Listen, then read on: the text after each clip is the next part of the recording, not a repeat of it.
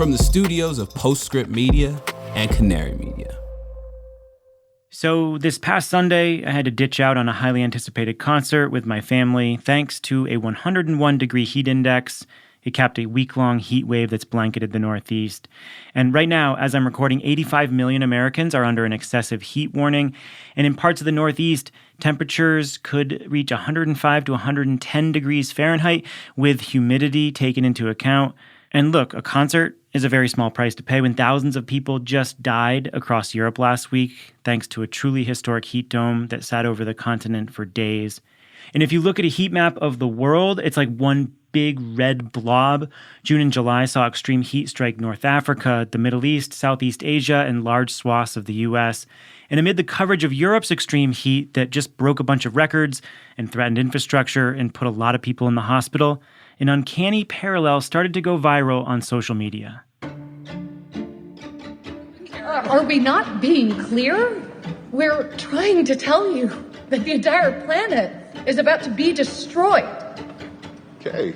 Well, it's, just something we do around here. We just keep the bad news light. That's a clip from the Netflix movie Don't Look Up, a climate allegory about a planet-destroying asteroid that no one takes seriously. And what's coming up next is a clip of a news anchor from GB News interviewing meteorologist John Hammond about the heat that was about to descend on Europe. By early next week, you can scrap 20 degrees. It could well be 40 degrees. I think there will be hundreds, if not thousands, of excess deaths early next week. The charts that I can see in front of me are frightening. So we all like nice weather, but this will not be nice weather. This will be potentially lethal weather for a couple of days. It'll be brief, but it'll be brutal. John, we can.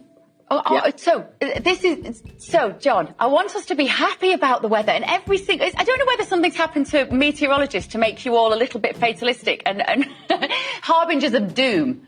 Because all of the broadcasts, particularly on the BBC, every time I've turned on anyone's talking about the weather, they're saying that there's going to be tons of fatalities. But haven't we always had hot weather? And I squirmed because I imagined myself in that meteorologist's shoes. Like, he was shot outside.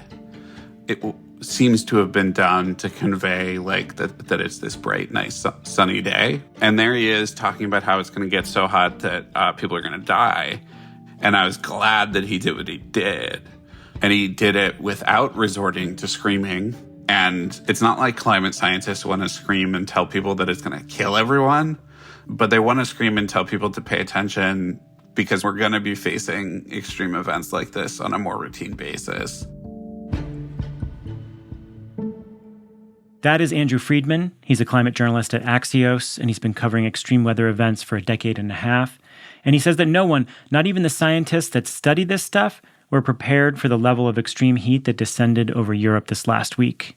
The UK Met Office has studied when a 40 degrees C temperature might happen.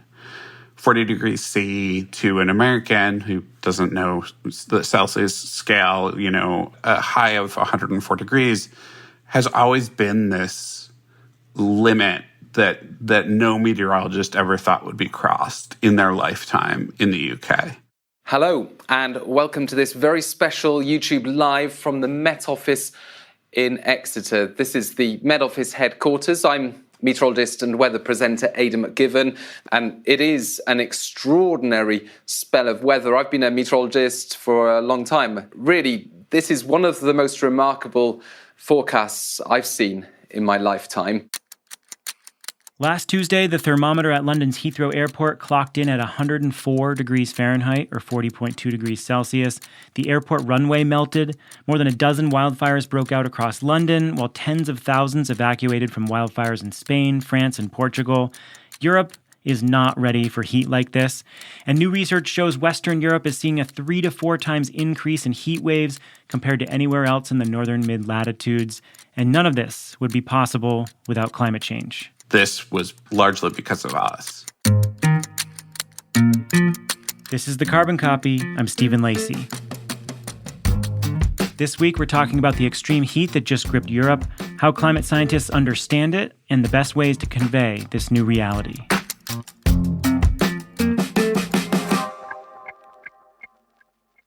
America's green banks are preparing to unleash a wave of capital for clean energy. The Greenhouse Gas Reduction Fund invests a historic $27 billion in projects nationwide. This could mobilize up to $150 billion of private capital for solar, storage, efficiency, and electrification in underserved communities.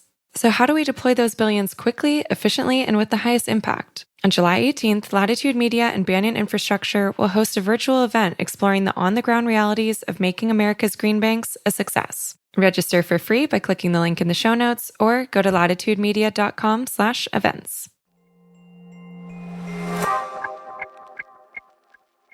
A couple weeks ago, a climate model from the US government started showing 40 degrees Celsius heat descending over England. Again, that's 104 degrees Fahrenheit. And a lot of meteorologists didn't quite believe it, including Axios' Andrew Freedman. So the experience of seeing this heat wave first show up about 10 days ago, maybe a little more, on one computer model, made most meteorologists look at it and think that the model was smoking something.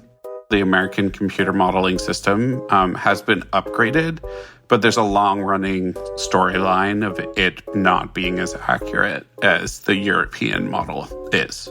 The European model was not showing that level of heat. But as the days went on, the European models started showing something similar. And Andrew was like, wait a minute, this might actually happen. And then they converged. The fact that we've got a red warning for extreme heat, and within that red warning area, we're expecting record temperatures and temperatures that the UK has never recorded before. So levels of heat we've never before recorded on Monday and Tuesday.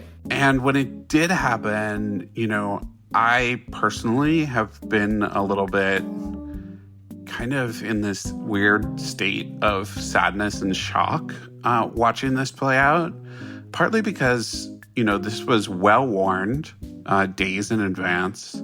It was well-warned decades in advance. And any failures to act either on the short term in terms of what policymakers can do to help people survive episodes of extreme heat, as well as what society can do to reduce climate change. All of those failures to act are on us. The atmosphere is going to do what it's going to do now.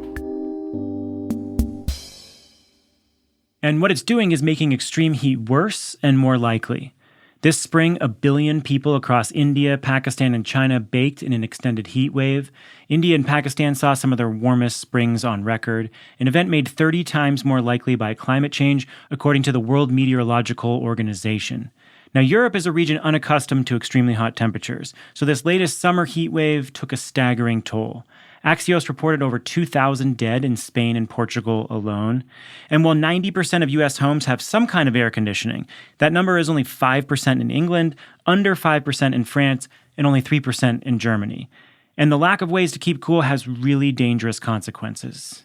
This reminded me, and it reminded most scientists, I think, closely of the Pacific Northwest heat wave last year, which was another region that's extremely far north, not accustomed to such weather, doesn't have high air conditioning penetration among the population, and yet we're seeing temperatures well above 100 degrees. And when an unprepared region gets hit with this kind of heat, our traditional notions of hot weather spells are shattered.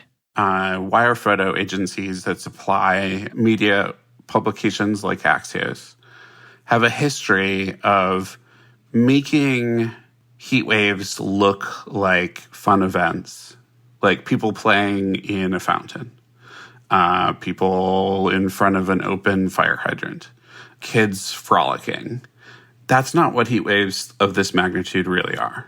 This was people getting wheeled into emergency rooms, travelers getting stranded, the Queen's guards getting water poured into their mouths, and fires. Lots and lots of fires. Now, I did not have, wildfires in and around London on my climate disaster bingo card for 2022. I did not expect wildfires in Scotland and Ireland. Seeing some of those images was a little bit surreal. So let's talk about what actually happened here. Can you just describe the meteorological phenomenon that just gripped Europe?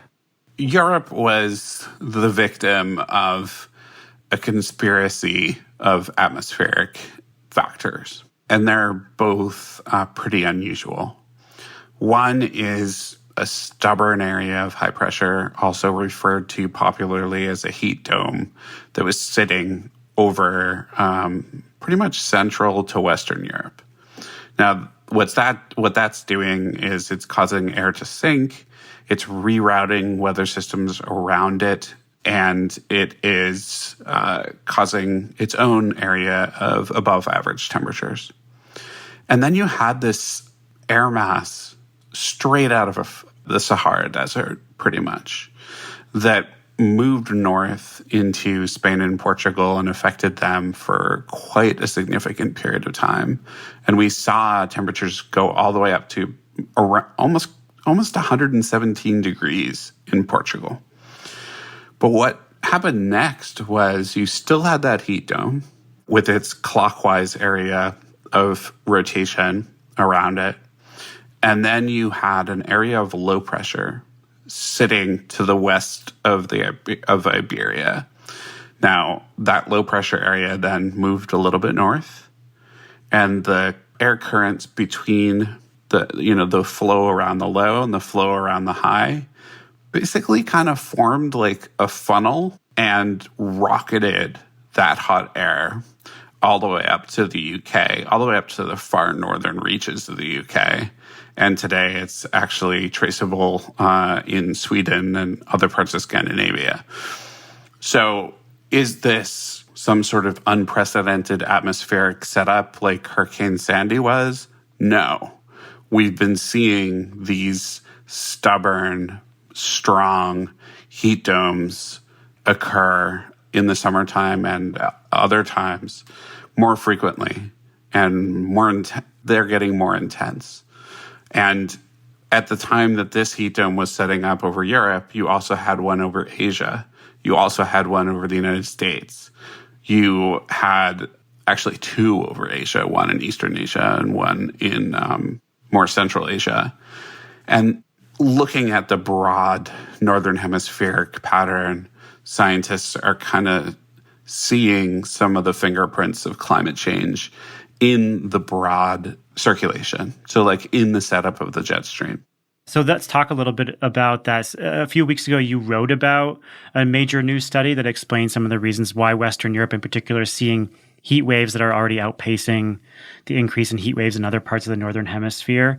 So you're showing that heat waves are increasing about 3 to 4 times faster than other parts of the Northern Hemisphere. Can you talk a little bit about that phenomenon? Why is it taking place? What are the fingerprints of climate change?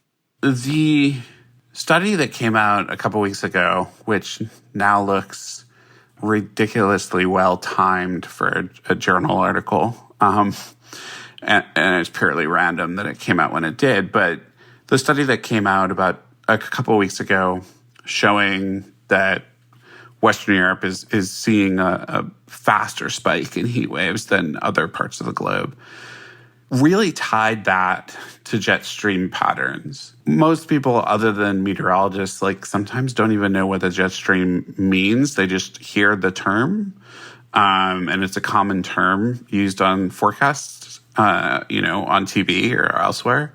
But it's really just a narrow corridor, like a highway of fast-moving air that sets up contrast between air masses and steers storms.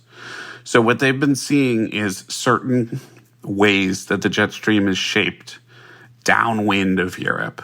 So times when it splits in two, and you have that jet stream split, encourages the weather to get backed up, like traffic going into the Holland Tunnel over Western Europe. And that in turn encourages these long-lasting heat domes. So it's a little bit of a complex chain of events, but It's kind of it was a creative study in that it teased out this pattern that other people hadn't seen before or just hadn't noticed. And this dual jet stream structure does seem to have some sort of potential influence from climate change, specifically the change in the difference between the temperature at the equator and the temperature in the Arctic, because the temperature in the Arctic, as we know, is warming so much faster than the rest of the globe. And that may be slowing down the jet stream a little bit, especially in the summertime, and encouraging these double jet structures to appear. The attribution science for extreme weather events like heat waves has gotten a lot better over the last decade. And I believe the 2019 European heat wave was found to be made 100 times more likely due to climate change by researchers at the University of Oxford. The UK Met Office says that the chances of seeing 40 degrees Celsius days in the UK are tenfold more likely with climate change. So tell us a little bit more about the science behind how we actually attribute these events to an overheating planet. Yeah, so the attribution research of extreme events has been one of the fastest developing areas of climate science that is out there. One of the areas that scientists have been able to answer questions relatively rapidly, with the first big climate attribution study that I remember being of the 2003 European heat wave, which I think that study was actually published in 2004. And the method is actually really intuitive and simple. So basically, scientists create these models of the Earth system, one with climate change and one without. And then they find the probability of an extreme event, like a heat wave, in those two scenarios. And the difference in probability between the world with climate change and the world without it, that's the degree to which you can say climate change is responsible for something like a heat wave. Sometimes the conclusion is a little bit muddled, but on heat in particular, it's very clear what the influence is. And we're getting to a point where we're seeing more and more heat waves where the statement from scientists is this heat wave would have been virtually impossible in a world without greenhouse gas, human emissions of greenhouse gases. This was largely because of us. We're going to take a quick break here. When we come back, we'll explore how climate scientists are reacting to the heat wave and how journalists can do a better job of covering it.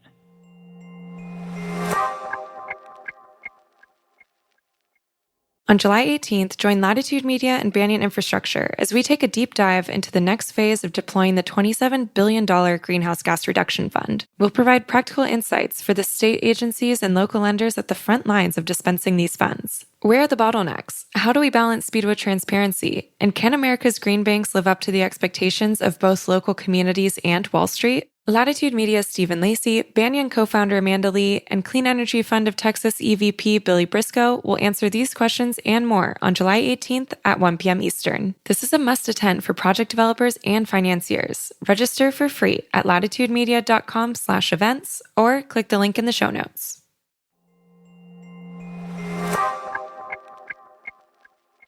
So you're talking to climate scientists, and they're watching these heat waves pummel India and Pakistan and China in the spring, and then Europe and the Western North America this summer. What are they saying to you as you're talking to them? I mean, how are they reacting? These are the very people that have been talking about this for years. They're seeing it play out right on schedule. What are they saying to you? Yeah, so the scientists that I have been talking to who are studying extreme events and have been for a long time are angry, are fired up. Some of them are depressed just by the dichotomy between what the science has showed, how many briefings they've given of what the science shows, and how little action has been taken. The fact that this heat wave hit in the same, 8-day period after the latest talks with Senator Manchin fell apart was actually reflected in some of the scientists' comments about government's inability to take large-scale action on climate change. And, some of the best comments that I get from scientists, though, are about the duality that they carry within themselves, that they exhibit beyond what they're carrying.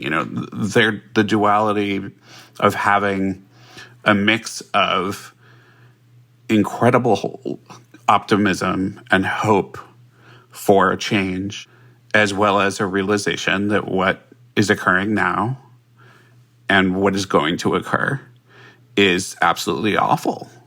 So it's like this mix, and I think that mix, it matches a lot of what I hear from other climate science reporters, and it matches what I hear from a lot of other climate scientists. You've been on this beat, the climate science beat, the climate impact beat, for over a decade and a half. At moments like this, does it feel like the story is sort of leaping out of these climate reports and models in new and increasingly frequent ways? So it feels like it's strange. It feels like the climate is moving faster than, not necessarily than the science, but then we can cover it. Like we're always chasing it. And that didn't used to be the case. In the UK, the Met Office does the weather on BBC and that sort of thing. So the videos that they were putting out were just so somber, of meteorologists saying, I never thought I'd see this. And I'm seeing temperatures above 40. And what I kept thinking was that the people who have the pulse on the atmosphere today are climate fiction writers, more and more. The people who are writing books, and there's a book that's coming out now, I think I just saw it reviewed yesterday in the Washington Post, is about a Category 6 hurricane impacting the United States. There are scientists talking about, do we need another category because storms are intensifying so quickly and bringing certain hazards that we didn't deal with before. But they're writing about, they're writing stories about these things actually happening. The climate fiction writers seem to me to be almost on a better footing with societal impacts and with, what's really going to come. You said something about historic coverage of heat waves that grabbed my attention, and that is a lot of folks have swooped in and covered heat waves like a vacation. You've got the kids, the images we've all seen of the kids playing in the fountain, getting ice cream, melted ice cream. These are all, holiday-oriented imagery, and that is starting to change. But for those of us who've covered this for a long time with some nuance, it's still frustrating to see how a lot of television journalists swoop into the story and maybe cover it as a weather story exclusively or cover it as a disaster story and then leave and then never provide any context.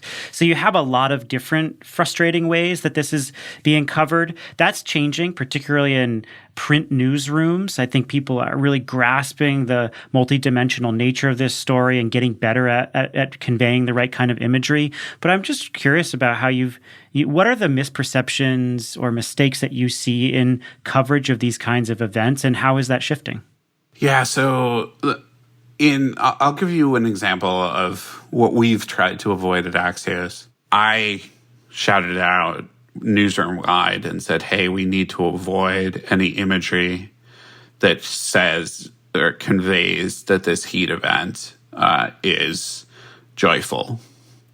It's not like we can't have somebody cooling off in a water fountain, but it needs to be clear that they're doing so because it's unbearable. I think by and large, you're right. The print media has gotten much better. You have the New York Times, Bloomberg, the Washington Post with giant climate teams that could probably now at this point invade a small country. But you also have TV to contend with. But in the United States, I think that there's been such a huge improvement in the way that TV meteorologists approach climate coverage, partly because of the influence of Climate Central and some of the teachings that they've done and the graphics that they've provided. But TV meteorologists are doing this on their own now. And having those scientific voices come into people's living rooms pretty frequently is really helpful, I think, for the issue and for, this particular event. But young people are not watching the local TV news. They're online. And there's all sorts of memes going around on TikTok and on Twitter and other social networks that either reinforce denial messages or reinforce alarmism or what have you. So it's kind of this constant battle between, like, how much do I freak people out and make them anxious and depressed versus really what is the reality here? And how can I level with people without making them want to go jump off a bridge? It's not like climate scientists want to scream and tell people that it's going to kill everyone, but they want to scream and tell people to pay attention because we have to like get things together to manage things. And we're going to be facing extreme events like this on a more routine basis. And we better be prepared for them. Andrew Freedman is a climate and energy reporter at Axios. He spoke to me from Washington, D.C., where he was also preparing for a nearly 100-degree day. I usually record like Axios stuff from my closet, but that's only because it lasts like 7 minutes. I'm sure the closet is a bit of a sweatbox, too. A little bit, yeah, right now. Yeah. And I've got air off, window closed. It's going to get hot in here as well. I guess we're sort of method acting through this interview. Exactly. The Carbon Copy is a co-production of Postscript Media and Canary Media. You can find all our episodes at Canary Media. They've also got really killer coverage of everything decarbonization, so sign up for their newsletter. And of course, subscribe to this show anywhere you get your pods. This episode was produced by Alexandria Herr and Cecily Mesa Martinez. Ann Bailey is our editor. Sean Marquand is our engineer, and original music came from Sean Marquand, Echo Finch, and Blue Dot Sessions. Postscript Media is supported by Prelude Ventures, a venture capital firm that partners with entrepreneurs to address climate change across a range of sectors. That includes advanced energy, food and agriculture, transportation and logistics, advanced materials and manufacturing, and advanced computing. Give us a rating and review on Apple or Spotify. Send us an email if you've got some burning topic you want us to cover. And if you've got a friend or a colleague who you think would like this show, send them a link. I'm Stephen Lacey. This is The Carbon Copy. We'll catch you next time.